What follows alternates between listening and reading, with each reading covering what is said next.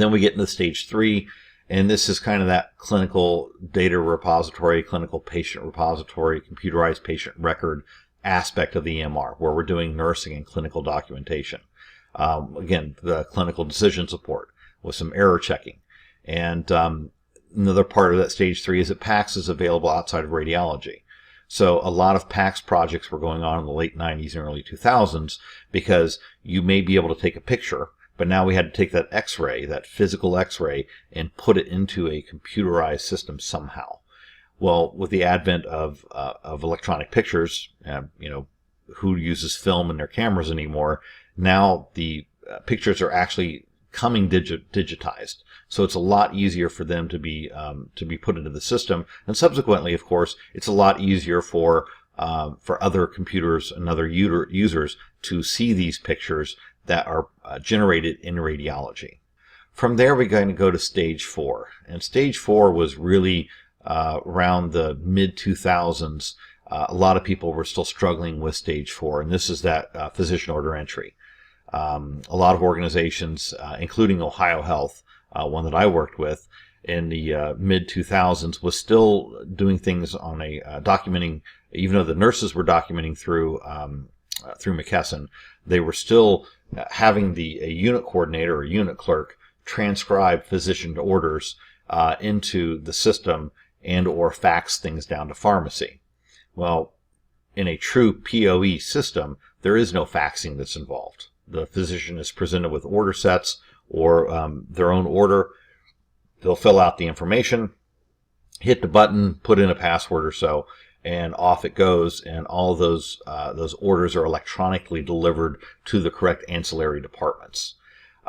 With this physician order entry, it's a much larger scale of clinical protocols and order sets. These are evidence-based management, and a lot of the pushback coming from physicians was that they had their own diabetes order sets or their own way of doing DVT prophylaxis or to handle a CVA. So there was a little bit of pushback from physicians who had been doing these for years, but at the same time, we have these evidence-based medicine order sets that were coming out and being pushed out, and there was a lot of friction and a lot of adoption hesitation. I know we talked about adoption and change is good, you go first back in Module 1. But if we can get through that, then we get to stage 5, which is that closed-loop medication administration. From the physician ordering, and a lot of the information in the 20-year-old study to err is human was still valid even in the mid-2000s, that a physician would handwrite an order, that the handwritten order would be transcribed by a non-clinician, and then it would be faxed potentially to a pharmacist in the pharmacy, who would then have to figure out what either the physician wrote or the unit coordinator wrote, to then put it into the system, to then have it go up to the Pyxis or be sent up by pharmacy to then be administered to the patient using the 5 rights, and basically from packet to cup to mouth. Well, with closed loop medication administration, there's a real tight coordination between the ordering of the medication, pharmacy dispensing, the administration, and the documentation. And this is really when the bedside barcode administration came around. The funny thing is that back in the 70s, and I think it was Kroger's down in Cincinnati, was the first barcode utilized in grocery stores for inventory control. Now, the mid-70s or early 70s, mid-70s, that's 50 years ago. But for whatever reason, we were not able to take that very easy technology and push it into healthcare in order to augment patient safety. With the bedside barcode, we're basically barcoding the patient and we're barcoding the medications, which have been barcoded for inventory purposes for years.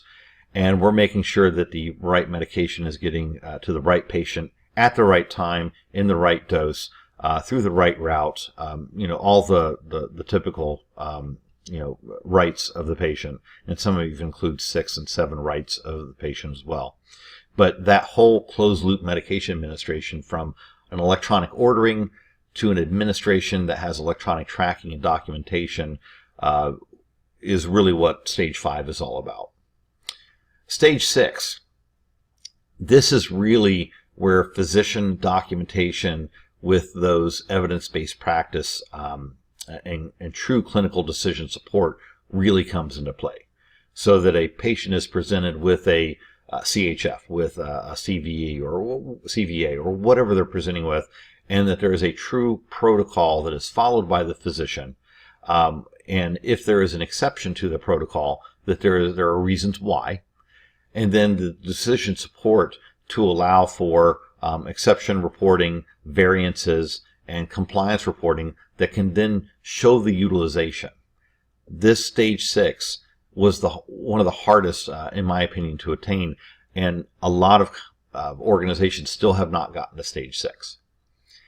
You probably are going to find a lot of organizations are going to be in stage 4 or stage 5 in your career. Hopefully they'll be up to stage 6.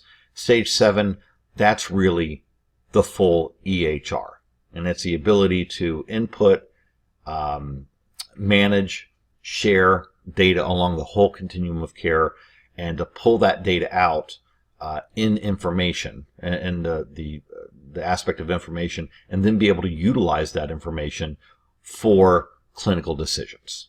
So again, this full EMR, full EHR across the continuum of care, multiple providers, multiple organizations, not just the one organization in which you work, are working hand in hand to share this information and make sure that it's being utilized appropriately so that the patient receives the best possible care based upon evidence-based practice.